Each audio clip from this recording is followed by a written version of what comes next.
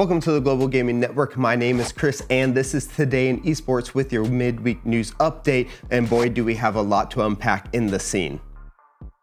In Call of Duty news, Attached, the youngest player to ever win a world title, has decided to retire. In Black Ops 6, he played with the likes of Cloud9 New York, and we're sad to see him go. CoD has also announced its champs bracket for Black Ops 6. We can't wait to see how that plays out in the months to come. In Halo news, French phenom Lqgnd has gone 7 for 7 while making grand final appearances in the HCS. What an amazing feat. We'll have to see if he's able to make it 8 for 8. Now, moving on, LVT has announced the LVT Pro League in partnership with Shopify Rebellion. What great news for the scene.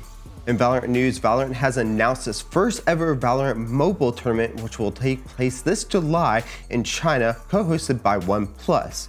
In other news though, Master Serrano is upon us and each major region has finalized its teams that will be participating. Let us know who you think will win. Combo Breaker has also finished over the weekend in Mogul. The Tekken player from Korea has taken first place. This has put him in first place in the global leaderboards for the Tekken World Tour. In CS2 news, we are seeing some roster moves being made. First Foot has announced its roster with 6-man Scream being added as a content creator, but once he familiarizes himself with the game, should be moving up to the main roster soon. In other news, G2 after the major will be adding Salt and some Pius to its roster. We'll have to see how that shakes everything up.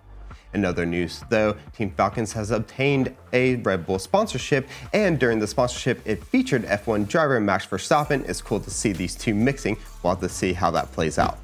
In League of Legends news, moving towards MSI, we have our first representative as G2 has defeated MKOI and has booked their ticket to being the first representative of the LEC. Join us on Monday's Tie as we go over those games in more detail.